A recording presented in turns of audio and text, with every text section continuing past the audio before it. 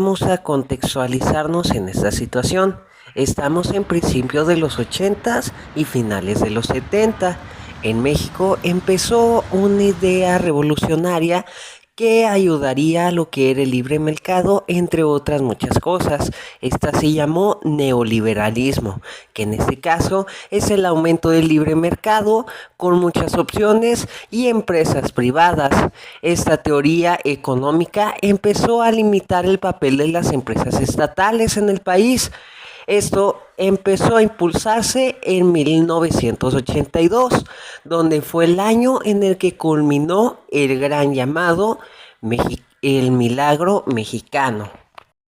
Pero ahora la pregunta es, ¿cómo México pasó de un momento económico muy bueno, que fue el milagro mexicano, a estar en una gran crisis económica? Esto fue por un endeudamiento económico. Se agotaron las reservas de los dólares. También se agotaron lo que vendrían siendo los trámites de préstamo.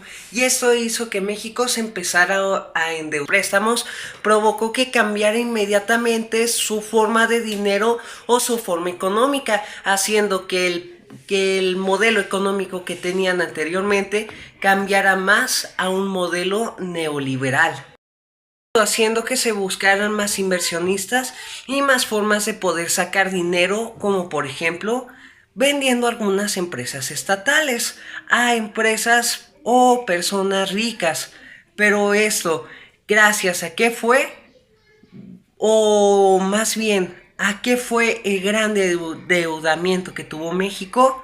Bien, a continuación le presentaremos lo que vendrían siendo los 3 puntos que explican esto.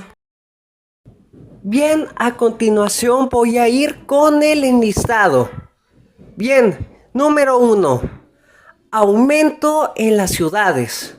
Los gastos que se debían de cubrir, como la infraestructura, los empleos, las necesidades básicas, iban tan en aumento por la natalidad y por las personas que venían del campo a la ciudad, que hacía que para el gobierno fuera más difícil poder pagar y cubrir esos diferentes gastos. Número 2. Aumento de las tasas de intereses internacionales.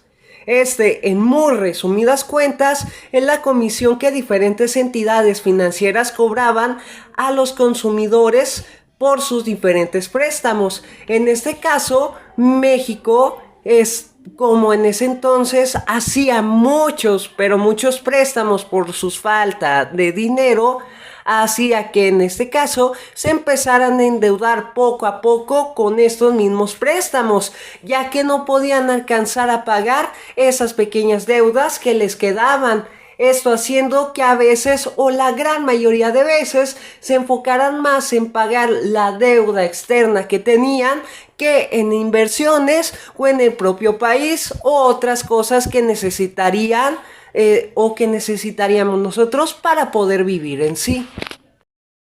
Número 3 y última, la caída del precio del petróleo.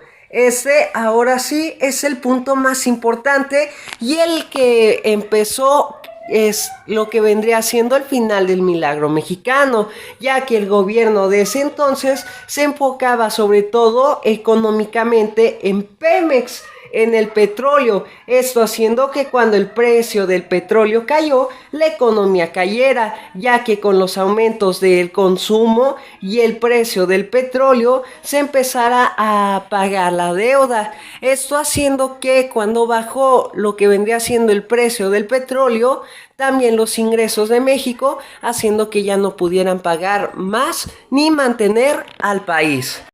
Ahora, al final, ¿qué provocó todo esto?